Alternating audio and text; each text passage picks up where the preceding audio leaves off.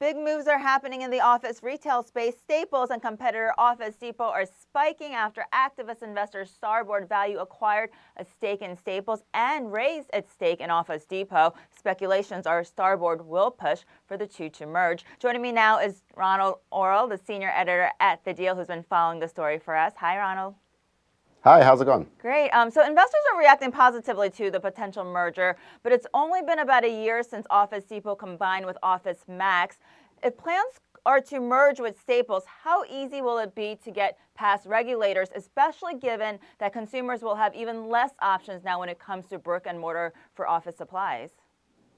Well, this is clearly something that Starboard has done a lot of thinking about, and by buying large stakes in both of them, they're definitely indicating that they want to pressure these two companies to merge. And the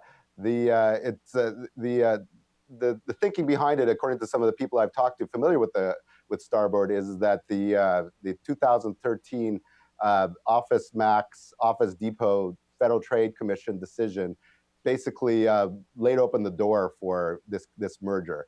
And that there were a lot of other competitors out there, Amazon, big box stores like Walmart, Target, Costco, that will pick up the slack, and that there'll be basically there is room for this merger to take place, and it's a very different market than we had in the early 90s.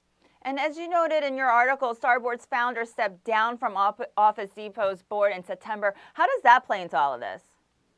Well, basically, Starboard, Jeff Smith is I guess the top dog over at Starboard, and they're one of the more kind of top-tier, high-profile activist investors. They launched proxy contests, and he actually had a proxy contest that was settled at Office Depot. So Starboard has a lot of experience in the office supply store space, and it was from that effort that I guess they developed a lot of this experience. And so they have kind of inside knowledge in what happened at Office Depot because of Jeff Smith's place on the board there. And yeah, it's true he stepped down from the board in September, but I think that they still feel like they have a very good knowledge about this. There also was a Credit Suisse report from this September that really kind of made the argument that a merger is possible in this antitrust environment. And Starboard recently was very successful in taking over the entire board of Darden Restaurants as part of an activist campaign there. If the two companies, Staples and Office Depot, don't cooperate with Starboard with its plans for them, what do you think Starboard will do?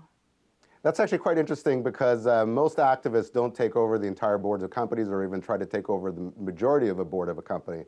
And in Starboard's past, when they launched proxy contests to elect dissident directors in the companies, typically they've been minority short slate directors. But like you pointed out, they did take over the entire board of Darden, and both the boards of Staples and Office Depot are unclassified. So it is possible that they could try to take over the entire board of one or the other companies as part of their effort to press for this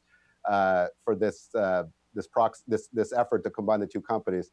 And the deadline for filing dissident director nominees is coming up very shortly in the next couple of months. So it'll be interesting to see, what happens if the companies are not flexible or interested in doing what the activists want, whether Jeff Smith will launch a proxy contest.